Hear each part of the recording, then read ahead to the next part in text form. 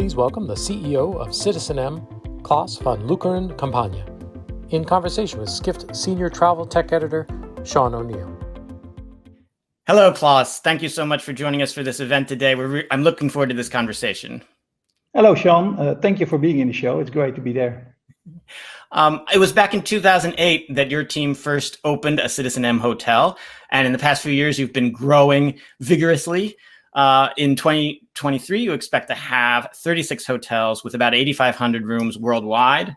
And I'm wondering how you can pursue such a vigorous growth strategy, given that we are in a crisis. I mean, last week, for context, Citi Research, which is the research division of Citibank, said that their view is that the business traffic in Europe will be permanently impaired by about 20%. So if you're having about 20% fewer international business travelers, how can you sort of pursue this vigorous growth strategy? Yeah, we have been building this growth strategy over a whole number of years. So at the start, we were not doing what we can do today. So that takes time. But we have so much market share to gain that we will continue to grow. And we haven't changed our plans. Obviously, the pandemic has caused disruption because we haven't done any deals in the past 12 months. But we are very much looking for new deals. We are very much looking to continue the growth. And if we find the right opportunities, we will go for it. And we have the full support of our shareholders in doing so. So that will not change, Sean. That's fantastic. I know in 2019, you got a new shareholder when GIC, the Sovereign Wealth Fund of Singapore, took a 25% equity stake. And they, like your other backers, have a very long-term perspective. So it must help to have sort of patient investors during a time like this. You also have a unique ownership structure, or a fairly rare ownership structure compared to some of the other global brands. Tell us, how does that give you an edge at this time? Yeah, I think it's really relevant because at the start, citizenM was really started to disrupt. We had an intent to disrupt. And ways to disrupt for us was have one mono brand and stay mono brand, have a very, very clear focus on our target customer, that is the business traveler in the big metropolitan cities. And we did it on the basis of an owner-operator structure. And why did we do that? Because we wanted to control the entire journey for the guest. And you can only do that when you really control that. And we also did it by one centralized tech-based business model. We really wanted to ensure that whatever we promised the guest, that we could deliver it. And I think that where the entire industry went right, or actually when we started, we went left. We went the opposite direction. And that is still a choice that we are really, really happy with, and we see the benefits every day. I imagine that having this unified ownership structure sort of has allowed you in the past year to sort of be listening to business travelers rather than talking with your other stakeholders within your company. What is it that you've been hearing from your business travelers?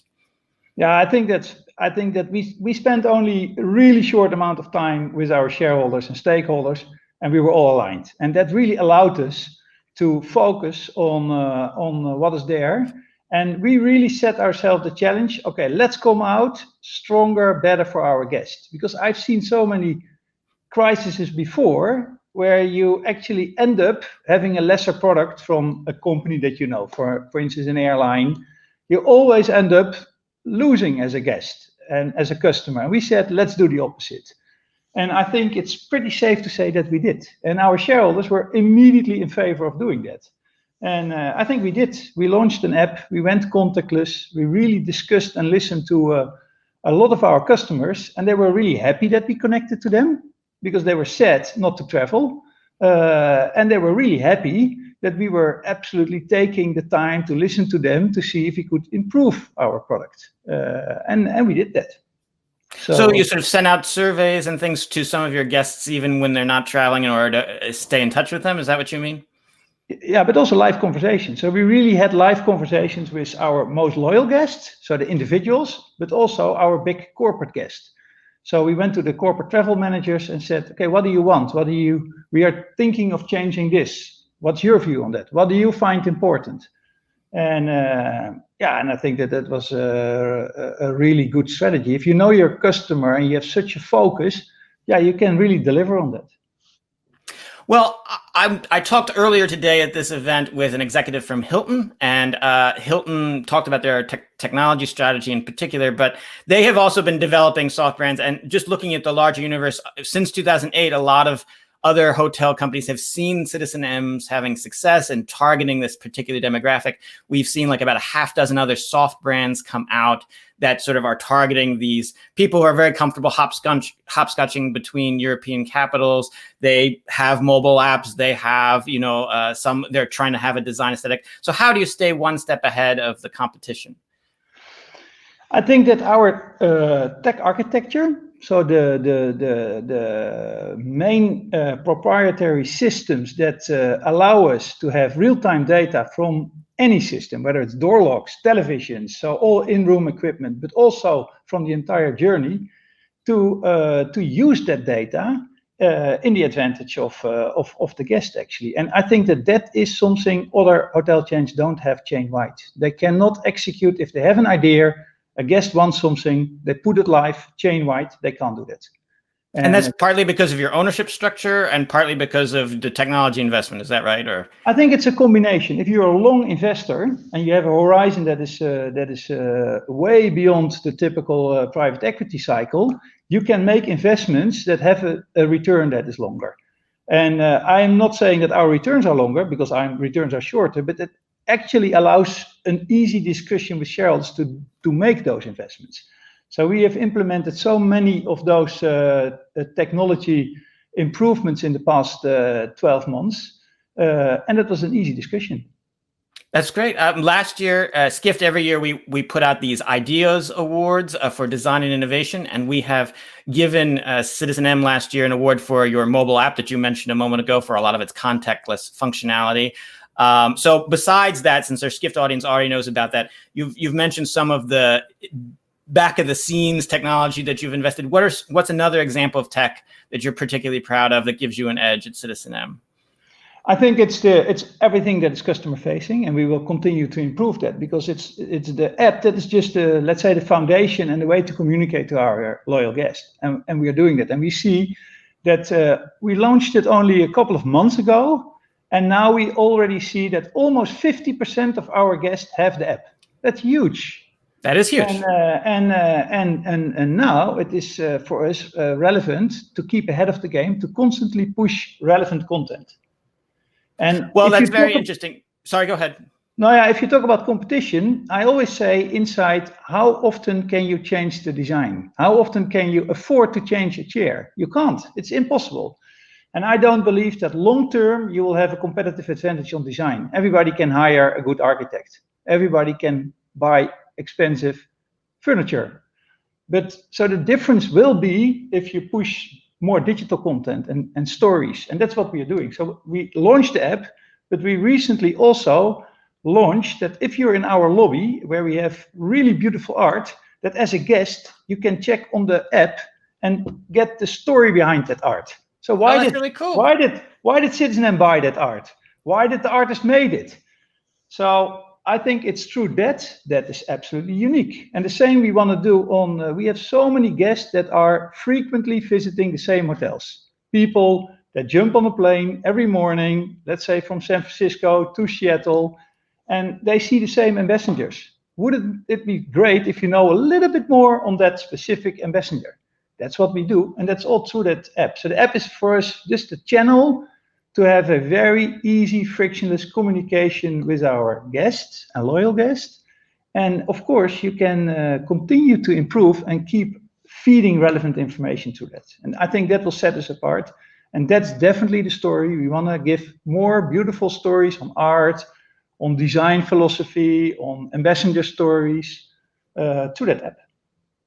That's fantastic. And you mentioned the word ambassadors, and that's what you call your sort of frontline workers who are interacting with your guests. And the art that you put in a lot of your hotels, you try to have to be sort of locally or regionally sourced. So when people are looking up that information, they're also exploring the destination to a certain extent.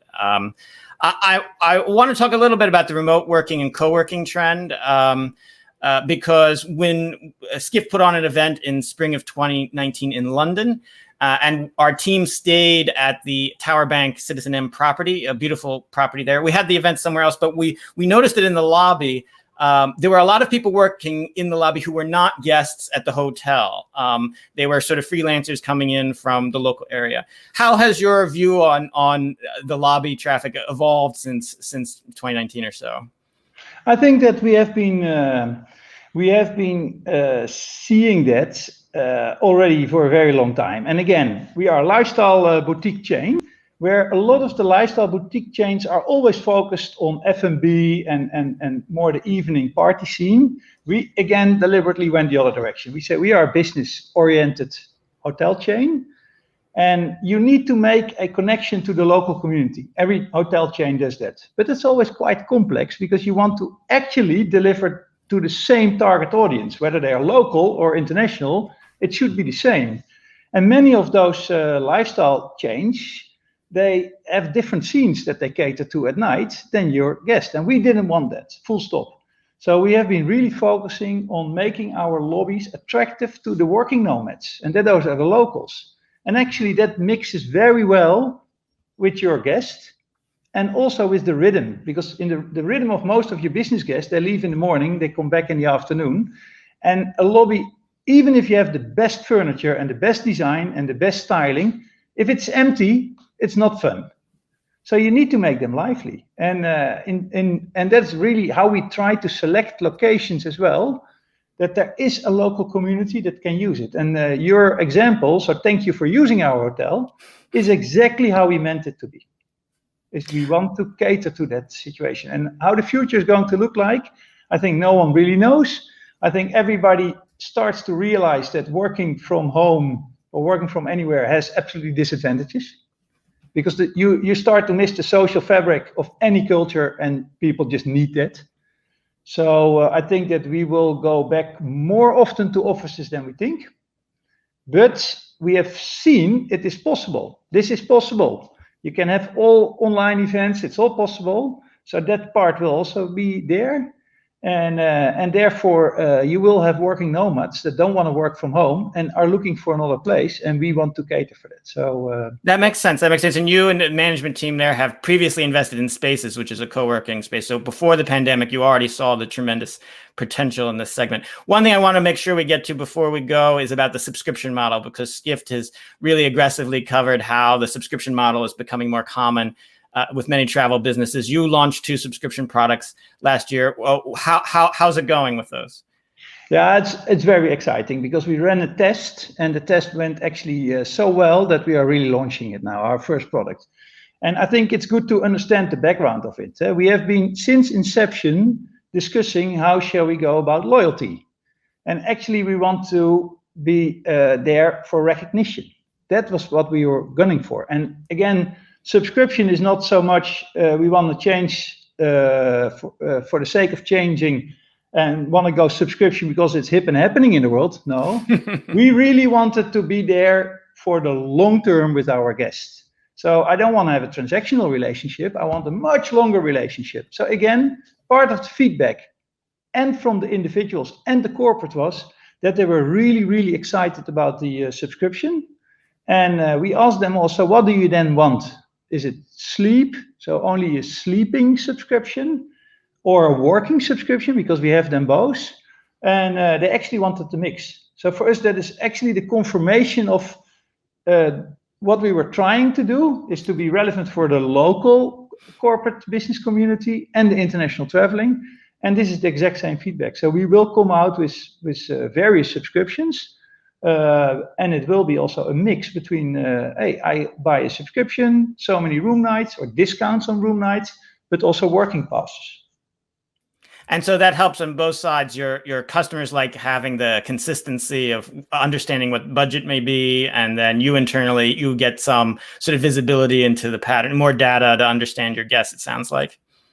Now, it is, of course, you have to think about the guest. So where do we take frictions? So what is a corporate guest? It can be you, Sean. It can be the one that is booking a room for you and booking your stays. And it's Skift, right? Right. So those are our guests, because you are physically maybe our guest, but and Skift as a company, they have. I see. So you're also supervising some of the people who are not physically coming and to your. And what we are just doing in cooperation with our customers is taking away frictions on all those 3 levels, and that's what we are doing. And it's a journey. It's like Netflix. They didn't start immediately understanding this is the subscription, of course, or Amazon, and we are doing exactly the same. But at least the feedback on the idea of having subscriptions is very, very positive. And that's fantastic. That's fantastic. And we will definitely Unfortunately, learn. I would love to continue talking about this, Klaas. Unfortunately, run out of time. So I really enjoyed having this conversation with you today, and I'm glad you're having success with the subscription product. Hope to see you in person sometime soon. Thank you for being in the show, Sean. Thanks. Thank you. Bye-bye. Bye.